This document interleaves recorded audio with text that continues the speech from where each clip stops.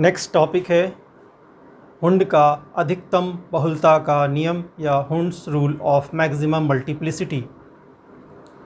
तो हुंड का जो अधिकतम बहुलता का नियम है, इस नियम के अनुसार ये बताया गया कि परमाणु कक्षकों में जब इलेक्ट्रॉन भरते हैं तो उस समय समान ऊर्जा वाले जो कक्षक हैं, कहने का अर्थ ये कि एक ही उपकोष या एक ही सबसेल के ऐसे कक्षक जिनकी ऊर्जाएं समान हैं, ऐसे कक्षकों में इलेक्ट्रॉन इस प्रकार से प्रवेश करते हैं कि उस उपकोष के सभी कक्षकों में पहले क्रम से एक एक इलेक्ट्रॉन प्रवेश करता है और उस उपकोष के जब सभी कक्षकों में एक एक इलेक्ट्रॉन समान रूप से प्रवेश कर जाता है, उसके बाद दूसरा इलेक्ट्रॉन प्रवेश करके युग्मन करता है, यानी जोड़ा बनाता है। कहने का मतलब ये है कि जब तक एक ही उपकोष या एक ही सबसेल के सभी कक्षकों में समान रूप से एक एक इलेक्ट्रॉन प्रवेश नहीं कर जाता, तब तक उनमें इलेक्ट्रॉनों का युग्मन नहीं हो सकता, यानी इलेक्ट्रॉन जोड़े नहीं बना सकते हैं। ये हुंड का रूल है। आइए इसको एक एग्जाम्पल से समझते हैं। देखें,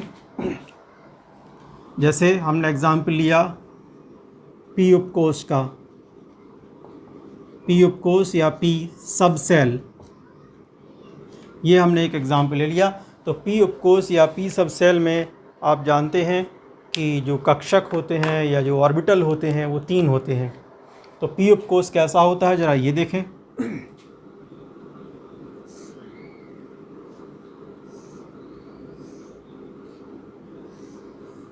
ये पी उपकोष, इसके अंदर 3 कक्षक हैं जो हम जानते हैं, ये P X, P Y, P Z.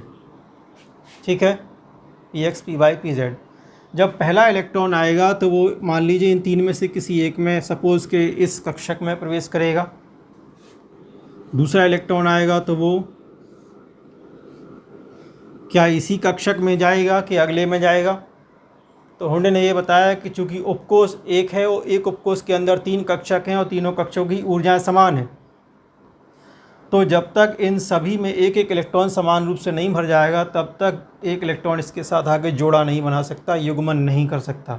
इसका मतलब ये हुआ कि इसमें एक इलेक्ट्रॉन तो पहले से भरा हुआ है, जब दूसरा इलेक्ट्रॉन आएगा तो अगले इस कक्षक में जाएगा, ना कि इसमें। इसी प्रकार से जब तीसरा इलेक्ट्रॉन आएगा तो तीसरा इलेक्ट्रॉन, इसमें 2 कक्षकों में 2 तो इलेक्ट्रॉन पहले से ही हैं, जब तीसरा इलेक्ट्रॉन भरेगा तो वो इसमें जाएगा, इसके साथ या इसके साथ जोड़ा नहीं बना सकता। तो तीसरा आ गया इसमें। अब हम जानते हैं पी उपकोष में 3 कक्षक होते हैं, तीनों में एक एक इलेक्ट्रॉन समान रूप से भर चुके हैं, अब कोई भी कक्षक खाली नहीं है। अगर चौथा इलेक्ट्रॉन आएगा तो वो चौथा इलेक्ट्रॉन अब यहाँ पे युग्मन शुरू करेगा, जोड़ा बनाना शुरू करेगा, पेयरिंग शुरू करेगा। यहाँ देखें इस तरफ, तो 3 इलेक्ट्रॉन तो पहले से ही भरे हुए हैं, चौथा जब आएगा तो इसमें आके जोड़ा बनाएगा और चौथा जो जोड़ा बना रहा है इलेक्ट्रॉन, उसका चक्रण पहले वाले के विपरीत होगा। पहले वाले का चक्रण ऊपर की ओर तीर का निशान बनाया, मतलब दक्षिणावर्त है, क्लॉकवाइज डायरेक्शन है, चक्रण क्वांटम संख्या में हमने आपको बताया था। तो दूसरा जो होगा वो एंटी क्लॉकवाइज या वामावर्त चक्रण होगा और नीचे की तरफ तीर का निशान बनाया जाएगा। दोनों के चक्रण विपरीत दिशा में होंगे, तभी 2 इलेक्ट्रॉन एक कक्षक के अंदर रह सकते हैं। चूँकि इनका जो है चक्रण दक्षिणावर्त है सभी का पहले से, तो दूसरा जो आएगा उसका वामावर्त ही होगा। अगला इलेक्ट्रॉन अगर आता है तो फिर कहाँ जाएगा वो? 1 2 3 तो ऑलरेडी हो चुके हैं, चौथा ये, 5वां आएगा तो इसके साथ जोड़ा बना लेगा और 6वां इलेक्ट्रॉन अगर आता है तो फिर वो अंतिम एक ही कक्षक में जगह बची हुई है, इसी कक्षक में एक इलेक्ट्रॉन की जगह बाकी है, तो 6वां और अंतिम इलेक्ट्रॉन इसके साथ आगे जोड़ा बनाएगा। तो इस प्रकार से एक ही उपकोष के अंदर जितने भी कक्षक हैं सभी में पहले एक एक करके इलेक्ट्रॉन प्रवेश करेगा, उसके बाद इलेक्ट्रॉनों का जोड़ा बनना शुरू होगा या युग्मन शुरू होगा। ये हुआ हुंड का नियम। अगला नियम है पाउली का अपवर्जन नियम या पाउलीज एक्सक्लूजन प्रिंसिपल। तो इस नियम के अनुसार किसी भी परमाणु में कोई भी 2 इलेक्ट्रॉन ऐसे नहीं हो सकते हैं जिनकी चारों क्वांटम संख्याओं के मान समान हों। किसी भी परमाणु में कोई भी 2 इलेक्ट्रॉन की अधिकतम क्वांटम संख्याएं 3 समान हो सकती हैं, एक क्वांटम संख्या अवश्य भिन्न होगी। ये पाउली का अपवर्जन नियम है। चलिए इसको एक उदाहरण से देखते हैं। जैसे हमने एग्जाम्पल लिया लिथियम परमाणु क्रमांक 3। परमाणु क्रमांक 3 है, मतलब इसके अंदर 3 इलेक्ट्रॉन हैं। जरा हम इसका इलेक्ट्रॉनिक विन्यास लिखें। सबसे पहले इलेक्ट्रॉनिक विन्यास लिख लेते हैं। तो इलेक्ट्रॉनिक विन्यास में अफबाउ के नियम के अनुसार सबसे पहले 1s कक्षक भरा जाएगा और s में 2 से ज़्यादा इलेक्ट्रॉन होते नहीं हैं, तो 1s2, मतलब 3 में से 2 इलेक्ट्रॉन 1s कक्षक के अंदर है। 1s भर जाने के बाद इलेक्ट्रॉन अब जाएगा 2s में अफबाउ नियम के अनुसार, क्योंकि 1s से अधिक ऊर्जा 2s की होती है। कुल इलेक्ट्रॉन 3 है, 3 में से 2 भर चुके हैं, केवल 1 बाकी है, वो जाएगा 2s में। तो ये हो गया लिथियम का इलेक्ट्रॉनिक विन्यास। अब जरा इसके लिए हम कोई भी 2 इलेक्ट्रॉनों की चारों क्वांटम संख्याओं को हम कैलकुलेट करके देखेंगे और देखेंगे कि वो समान होती हैं या नहीं। इनको हम ब्लॉक बनाकर भी लिख लेते हैं इस तरह से। ब्लॉक का मतलब इस तरह से हम बॉक्स बना लें।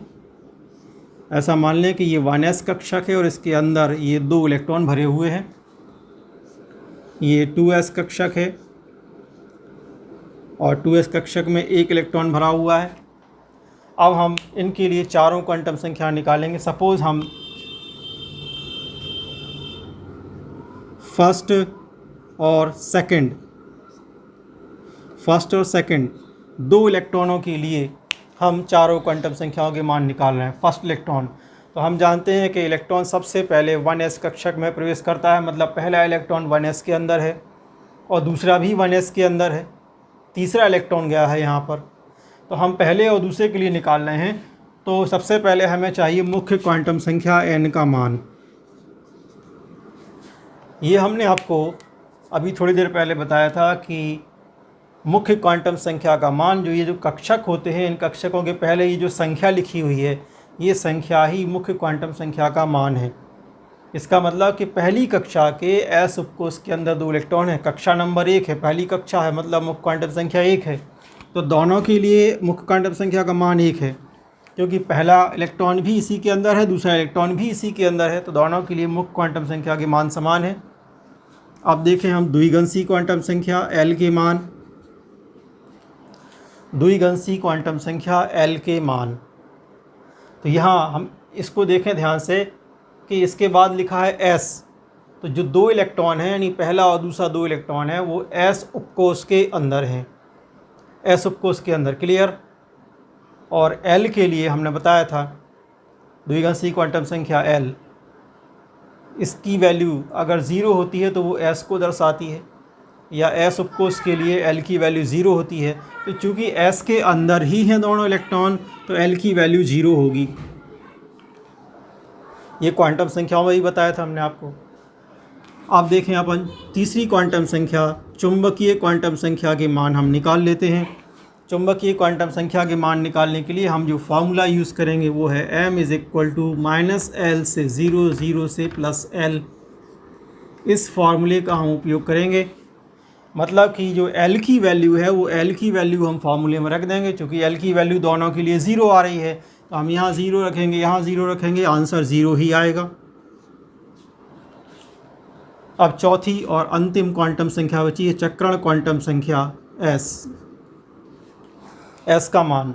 ये चक्रण क्वांटम संख्या में हमने आपको बताया था कि अगर एरो ऊपर की तरफ है या कक्षक के अंदर जो पहला इलेक्ट्रॉन है, ये दक्षिणावर्त या क्लॉकवाइज डायरेक्शन में इसका चक्रण होता है और इसको ऊपर की तरफ तीर के निशान से दर्शाते हैं, और इसके लिए चक्रण क्वांटम संख्या S का मान होता है +1/2। दूसरा इलेक्ट्रॉन जो कक्षक में होता है उसका एरो नीचे की तरफ होता है, इसका चक्रण वामावर्त या एंटी क्लॉकवाइज डायरेक्शन होता है, घड़ी की विपरीत दिशा में होता है इसका चक्रण। और ऐसे इलेक्ट्रॉन के लिए चक्रण क्वांटम संख्या S का मान हो जाता है -1/2। तो हमने लिथियम के पहले और दूसरे दोनों इलेक्ट्रॉन के लिए चारों क्वांटम संख्याओं के मान निकाल लिए। जरा तुलना करें। पहली क्वांटम संख्या समान है मान, दूसरी का भी समान, तीसरी का भी समान, चौथे का भिन्न हो गया। इसके लिए +1/2 है, इसके लिए -1/2। तो यही तो पाउली का अपवर्जन नियम है कि किसी परमाणु के अंदर कोई भी 2 इलेक्ट्रॉन ऐसे नहीं हो सकते जिनकी चारों क्वांटम संख्याओं के मान समान हो। देख रहे हैं आप, अधिकतम 3 मान समान है, चौथा यहाँ भिन्न हो गया। और देखते हैं इसके अंदर 3 इलेक्ट्रॉन थे, अभी हमने 2 के मान निकाले हैं। तीसरे के लिए भी हम चारों क्वांटम संख्याओं के मान निकाल लेते हैं। मान लीजिए हम थर्ड इलेक्ट्रॉन के लिए निकाल रहे हैं मान, तो हमारा थर्ड इलेक्ट्रॉन ये है, यहाँ से भी गिन सकते हैं 1 2 3।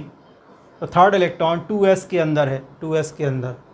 तो इसके लिए मुख्य क्वांटम संख्या n का मान, चूँकि हमारा थर्ड इलेक्ट्रॉन जो है वो 2s के अंदर है, मतलब उसकी कक्षा कौन सी है, कक्षा नंबर 2 है।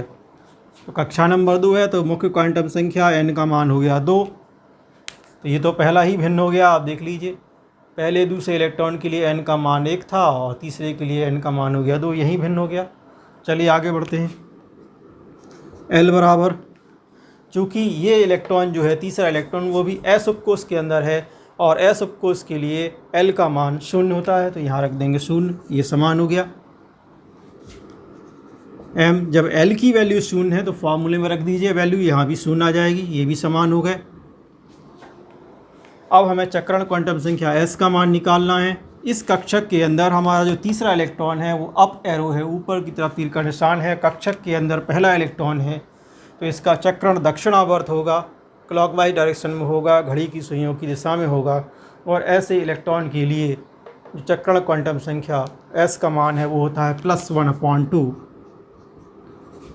तो देखिए इससे भिन्न हो गया, इसके समान हो गया। 3 इलेक्ट्रॉन थे इसमें, हम तीनों के मान निकाल चुके हैं। ज़रा तीनों की तुलना करें एक दूसरे से, पहले इन दोनों की तुलना कर लेते हैं। तो यहाँ भिन्न हो गया मान, ये समान, ये समान, ये भिन्न। तो 4 क्वांटम संख्या में से 2 क्वांटम संख्याओं के मान यहाँ भिन्न हैं और 2 क्वांटम संख्याओं के मान समान हैं। अब हम तीसरे की पहली से तुलना कर लें तो देखिए ये मान और ये मान भिन्न है, ये समान, ये समान, ये समान, मतलब 3 मान समान हैं मगर एक भिन्न है। तो यहाँ पे सिद्ध हो जाता है पाउली के अपवर्जन नियम अनुसार कि किसी भी परमाणु में कोई भी 2 इलेक्ट्रॉन की चारों क्वांटम संख्याओं के मान कभी भी समान नहीं हो सकते हैं। उनके मान अधिकतम 3 मान समान हो सकते हैं, कम से कम एक क्वांटम संख्या का मान अवश्य भिन्न होगा। यही है पाउली का अपवर्जन नियम।